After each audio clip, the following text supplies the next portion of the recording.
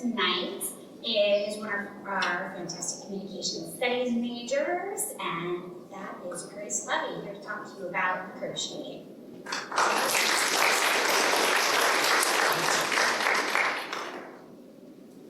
So, believe it or not, when I was 10 years old, crocheting was not the cool thing that kids did. In fact, when they were all trading silly bands, I was inside and I was like hunched over crocheting. So a little bit of a backstory is I taught myself to crochet when I was 10 years old. I always had aunts who had tried to teach me before that, but here's the thing, I'm left-handed. And it's very different being left-handed versus right-handed when you crochet. So just one day I decided to go onto YouTube and I just taught myself. And the thing is, that was great. And I was like, why don't I learn more? So over the pandemic, I taught myself how to knit as well. And the great thing was my mom knows how to knit, so I didn't have to go to YouTube. I just went to my mom instead, and she had all the answers for me. So today, these are all photos of things I have made, and I'm going to be talking to you a little bit more about some lessons. However, one question I always get is what's the difference between knitting and crochet?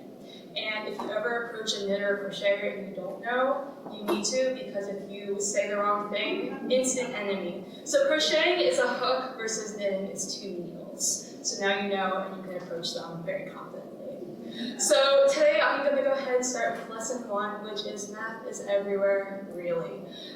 There's a reason why I'm a communications studies student, and it's because math is not my thing, right? I'm sure many of us here can attest to that as well.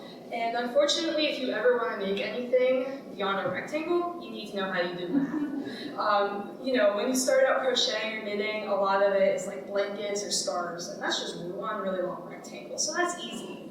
But here's the thing, you want to make hats, you want to make socks or sweaters, you need to know how to do some basic math, which, if you're like me, is very challenging because multiplication goes over my head immediately.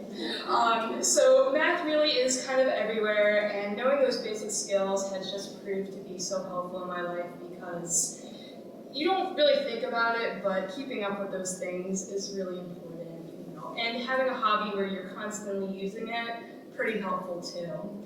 And then one of the coolest things is with the math, sometimes you make a pattern or you get a pattern where it's not size inclusive. So you have to do the math in order to go up a size or go down a size. So you really can do things that expand just beyond the confines of a pattern. Lesson 2, there will be knots. And this is not just figuratively, but also literally. There's nothing worse than like you're crocheting, you're in your project, and you're pulling your yarn and you feel like a little resistance. So you give it a good tug, and all of a sudden, like your yarn just vomits this huge math knot. And then you have to like unwork it and everything. So those are the figurative, or those are the little knots. And the figurative ones are the problem solving and figuring out the challenge where the math isn't mathing, right? And you're really stuck and you're like, oh my gosh, I just want this project to be over. That's when you really take that time and you dig deep and you're like, okay, see the end goal, this is what I want. So you figure out the knots that are gonna happen. Our third lesson is find your people. So it was about the pandemic that I started my crochet account, and this is where I just started to post things that I made. And I really found this beautiful sense of community with strangers from all across the world. People just were engaging with me and I was engaging back. We made tons of different chats and groups, and especially in the pandemic, it was such a great sense of community when there were people who you didn't even know, but they were like, yeah, that looks great, or sure, that's okay, you know. And this is my best friend Harrison. The picture on the right is us in high school. The picture on the left is us now in college.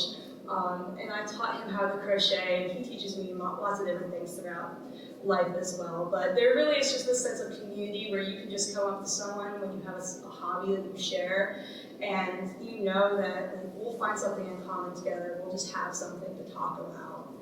And then for our fourth lesson is wear and strut your stuff.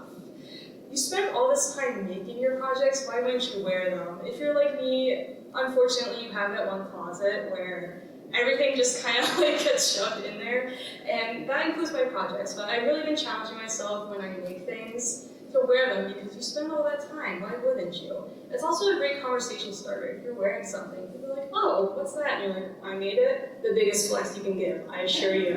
Absolutely. So I just want to just say, if you want to see more, please feel free to follow me and, find that hobby that you can connect with people and learn your own lessons with as well. Thank you.